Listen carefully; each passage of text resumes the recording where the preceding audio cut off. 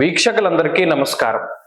July మాసమందు ద్వాదశ రాశుల వారికి ఏ విధమైనటువంటి ఫలితాలు కలగబోతున్నాయి అనేటువంటి విషయంలోకి వెళ్లే ముందు జూలై మాసంలో ఉండేటువంటి గ్రహస్థితిని మనం గమనించాలి. ఒక జూలై నెలలోనే చాలా విచిత్రమైనటువంటి స్థితి కనబడుతూ ఉన్నది. 14వ తారీఖు నాడే మొత్తం గ్రహాల యొక్క మార్పు అనేటువంటిది చాలా ముఖ్యమైనటువంటి విషయంగా చెప్పచ్చు. 14వ తారీఖునే శని వక్రగతిని ప్రారంభం చేస్తారు. అంటే ఇప్పుడు మీనరాశిలో సంచరిస్తూ ఉన్నటువంటి శనేశ్వరుడు వక్రగతిని ప్రారంభం చేసి నవంబర్ 12వ తారీఖు వరకు వక్రించి ప్రయాణం చేయబోతూ ఉన్నారు. దీని తాలూకు ప్రభావం ఉంటుంది. ఇది 14వ తారీఖునే ప్రారంభం అవుతుంది. అలాగే 14వ తారీఖు నుండి దక్షిణాయనం ప్రారంభం. అంటే సూర్యుడు మిథున రాశిని వదిలిపెట్టి కర్కాటక సంక్రమణం చేసేటువంటి పుణ్యకాలం కూడా 14. అలాగే సింహరాశి యందు సంచరిస్తూ ఉన్నటువంటి కుజుడు 14వ తారీఖు నాడే సింహరాశిని వదిలిపెట్టి ఉత్తర ఫల్గుని 2వ పాదంలోకి కన్యారాశిలోకి ప్రవేశించేటువంటి రోజు 14వ తారీఖే. అలాగే 14వ తారీఖు నాడే వృషభ రాశి యందు స్వక్షేత్రంలో సంచరిస్తూ ఉన్నటువంటి శుక్రుడు మిథునంలోకి ప్రవేశం చేస్తారంటే మిథున సంక్రమణం శుక్రుడికి 14వ తారీఖు నాడే. అలాగే జూలై 14వ తారీఖు నాడే బుధుడు వక్రగతిని ప్రారంభం చేయబోతూ ఉన్నారు.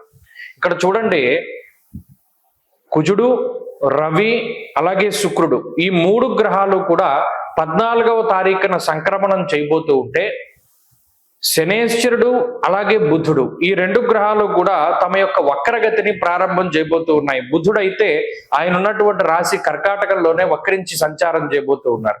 ఇది చాలా ముఖ్యమైనటువంటి విషయం. అంటే 14వ తారీఖు నాడు ఒక్కరోజు నాడే 5 గ్రహాల తాలూకు కదలికలు జరగడం అనేటువంటిది కూడా ఆ రోజుకి ఎంతో ప్రాముఖ్యతని సంతరించుకోబోతూ ఉన్నది.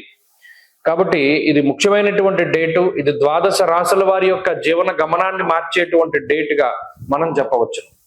సరే, ఇలా ఉన్నప్పుడు గ్రహస్థితిని పరిశీలిస్తే మరి ఈ మాసంలో శనేశ్వరుడు మీనమందు సంచారం చేస్తూ ఉన్నారు. వక్రించిన మీనంలోనే ఉంటారు. 14వ తారీఖు వరకు రవి మిథునంలో ఉంటారు. 14 తర్వాత కర్కాటకానికి వస్తారు. అలాగే రాహుకేతువులు కుంభరాశి యందు సింహరాశి యందు సంచారం చేస్తూ ఉన్నారు. కుజుడు 14 వరకు సింహమందు తదుపరి కన్య యందు సంచారం చేస్తారు. అలాగే రవి యొక్క సంచారం కూడా 2 రాశుల్లోనే ఉంటుంది. ఇటువంటి గోచార పరిస్థితి దృష్ట్యా ద్వాదశ రాశుల వారికి మనం ఉండేటువంటి ఫలితాలను కూడా అలాగే ఇంకొక ముఖ్యమైనటువంటి విషయం ఏంటి అంటే ఈ జూలై నెలలోనే గురుమౌఢ్యమి అనేటువంటిది కూడా వెళ్ళిపోబోతూ ఉన్నది. ఆల్మోస్ట్ జూన్ నెలలో వచ్చినటువంటి ఈ గురుమౌఢ్యమి కొంతకాలం పాటు ఉన్నది. ఆ గురుమౌఢ్యమి జూలై 7వ తారీఖు తోటి వెళ్ళిపోతూ ఉన్నది. ఈ గురుమౌఢ్యమి వెళ్ళిపోయినా కూడా ఆషాఢ మాసం కాబట్టి ఇది శూన్యమాసము అంటారు. ఈ శూన్యమాసంలో ఏ విధమైనటువంటి శుభ కార్యక్రమాలు చేయకూడదు. అంటే వివాహాది ఉపనయనాది క్రతువులు, శంకుస్థాపనలు అంటే గృహారంభాలు, గృహప్రవేశాలు ఇలాంటివి కూడా చేయకూడదు.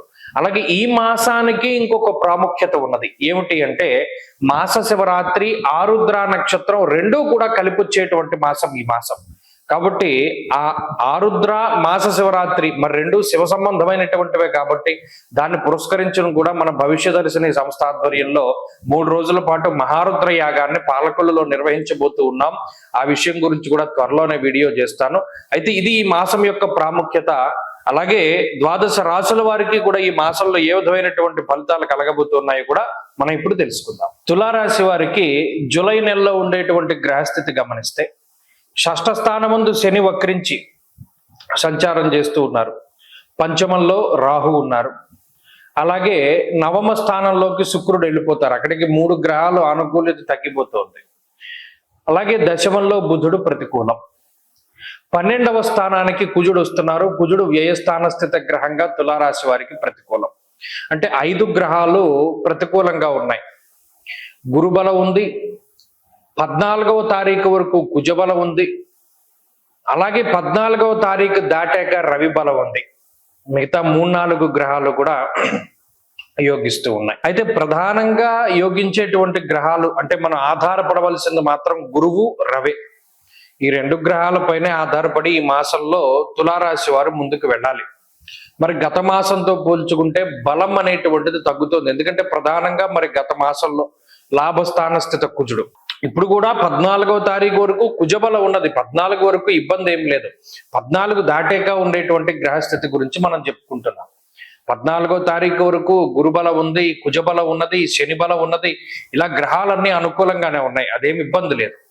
14 దాటాక మాత్రం కొంత బలాబలాలు తగ్గుతూ ఉన్నప్పుడు అన్ని విషయాలపైన ఆరోగ్యపరంగా, కుటుంబ పరంగా, ఉద్యోగ పరంగా, వ్యాపార పరంగా, లేదా ఏదైనా చదువు పరంగా ఉండేటువంటి అన్ని విషయాల యందు కూడా కొంత జాగ్రత్తగా ప్రవర్తన చేయాలి. ఒకవేళ ఏదైనా ఉద్యోగాన్ని మార్చవలసి వచ్చింది అనుకోండి, 14వ తారీఖుకు ముందు ఉద్యోగం మార్పు చేసేయాలి.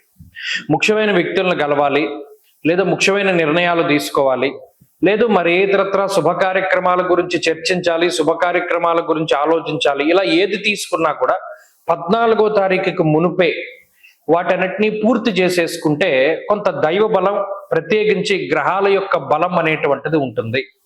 14 దాటాక స్థాన చలనానికి అవకాశం ఉంటుంది.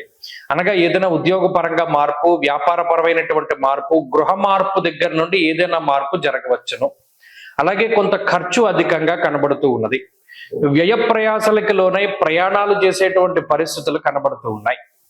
అలాగే కొంత ఇందాక చెప్పుకున్నట్టు ఖర్చు కనబడుతూ ఉన్నది. ఈ విషయాలు మినహాయించి మిగతా పరిస్థితులన్నీ కూడా కొంత బాగానే ఉంటాయి. కాబట్టి తులారాశి వారు ప్రత్యేకించి గుర్తుపెట్టుకోవాల్సింది ఏంటి అంటే, 14వ తారీఖు దాటాక కొంత గ్రహాల తాలూకు బలాబలాలు తగ్గుతూ ఉన్నాయి. కాబట్టి ఈ లోపులోనే మనకి ఈ నెలలో ముఖ్యమైనటువంటివన్నీ చక్కబెట్టేసుకోవడం చెప్పదగినటువంటి సూచన.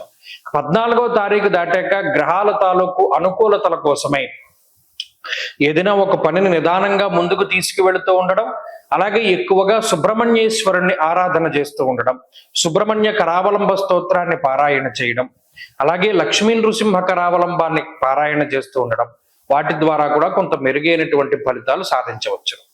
స్వస్తి.